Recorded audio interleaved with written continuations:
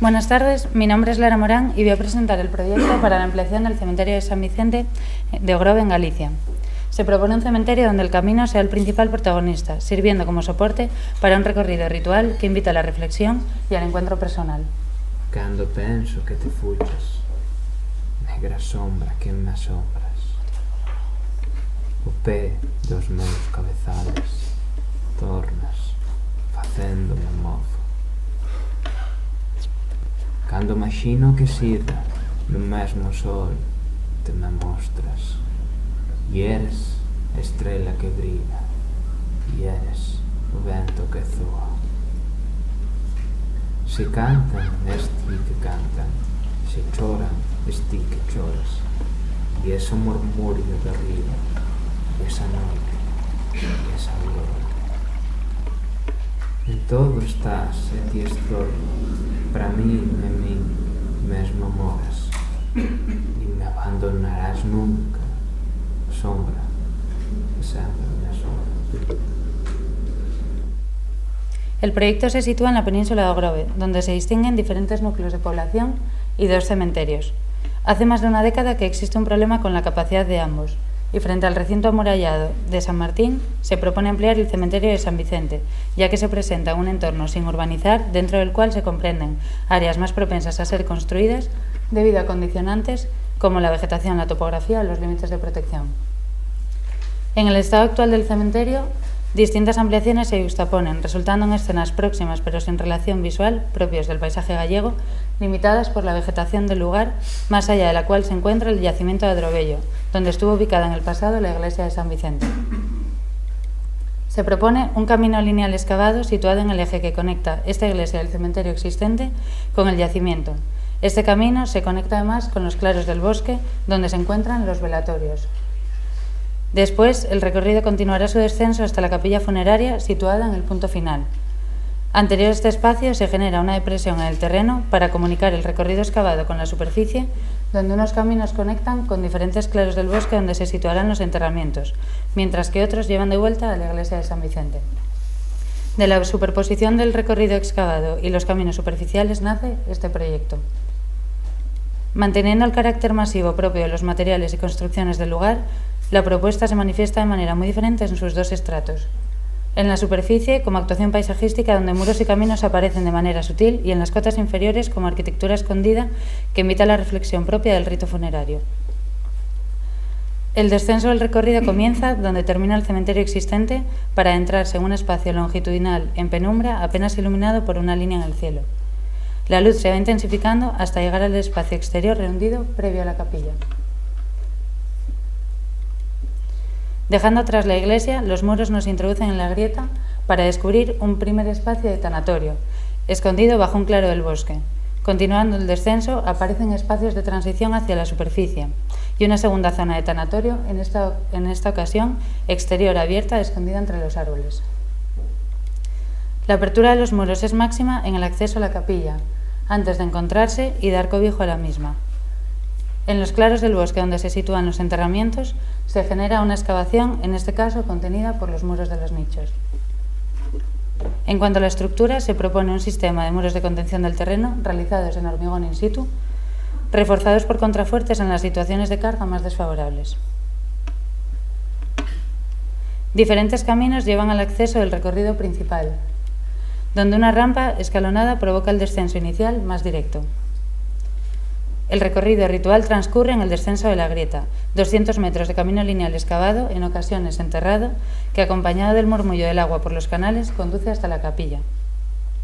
Se dispone una red de drenaje del terreno con un sistema adicional de filtración y depuración del agua para después ser reutilizada en la carga de cisternas.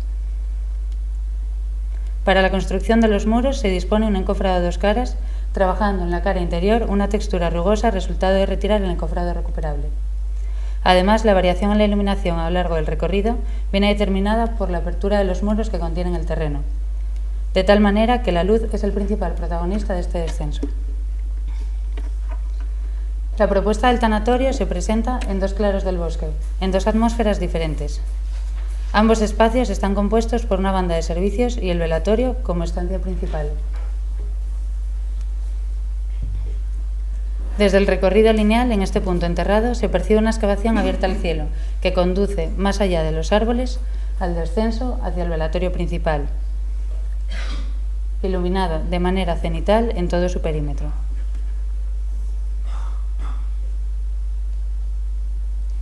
Para resolver la cubierta de este espacio se propone una losa unidireccional nervada cuyos nervios entregan la carga de manera puntual a los muros de contención.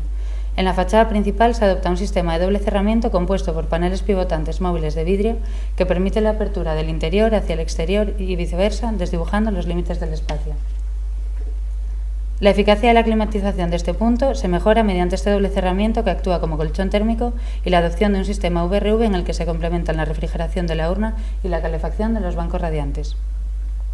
Tras cada espacio de tanatorio se produce en la grieta un segundo desvío, en este caso al exterior. Se trata de salidas a la superficie, espacios de transición entre la intimidad de la grieta artificial y la inmensidad del paisaje natural. El acceso a la capilla constituye el final del recorrido lineal excavado y el único espacio común al estrato superior e inferior de la propuesta. Los muros de contención de la grieta desembocan en este punto, abriéndose al espacio exterior. Tras la depresión del terreno, un último descenso conduce a la capilla de despedida, que halla su lugar en el encuentro de los muros de contención. Una rampa escalonada desciende a medida que los muros se van aproximando para alojar este espacio, iluminado tras el altar. En este punto no solo entra la luz, sino que la carpintería del hueco elevada del suelo permite, en días lluviosos, el arroyo del agua hacia el interior. Más allá de la capilla, en los claros del bosque, se sitúan los enterramientos. En esta ocasión, los muros de contención alojarán a su vez a los nichos, abrazando el parterre donde se encuentran las tumbas en un nivel inferior. En la superficie se establece una jerarquía de caminos. Desde estos caminos se accede a este espacio exterior elemental, un lugar de encuentro donde se construye una losa de hormigón que recuerda a esa gran piedra donde ya bailaban siglos atrás los primeros celtas. Esta última escena constituye el principio y final del camino, del cementerio camino, donde familiares, visitantes y resto del pueblo se reúnen, un lugar donde conviven la vida y la muerte. Gracias.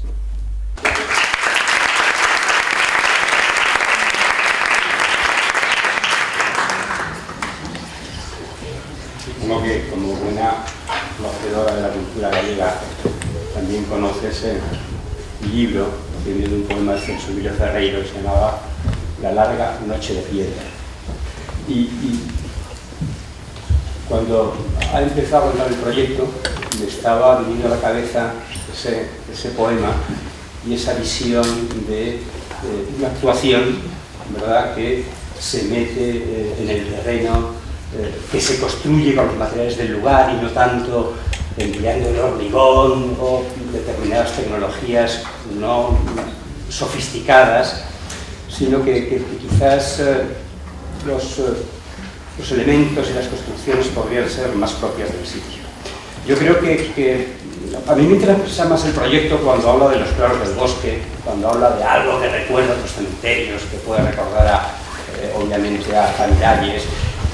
Y me parece peor el proyecto cuando genera esa condición geométrica de esa grieta que separa el territorio en dos y que hace difícil quizás la utilización, hace difícil lo que es la idea de principio, es demasiado impositiva desde mi punto de vista respecto al lugar, pero también respecto al propio proceso de trabajo, porque eso parece que frente a ser una herramienta de transformación, lo que es el proyecto, transformar las condiciones de partida, hacer otras mejores, parece que se puede convertir en un lastre. Por lo tanto, el proyecto parece mejor cuando se libera de esa decisión de principio, parece mejor cuando es más sensible con el territorio, cuando es más sensible con los árboles, cuando es más sensible con el clima, y desde luego peor cuando tiene esa tendencia constante a enterrarse, a plantear lucernarios que evidentemente dejan entrar el agua al interior del edificio, ¿no? en esas troneras. Yo creo que entender el lugar quizás es separarse más de las decisiones brutales, geométricas, y entender más la naturaleza como esa herramienta que nos hace ser mejores, que nos hace ser más medidos en nuestras decisiones, que en definitiva hacen que seamos más arquitectos. Gracias por su trabajo.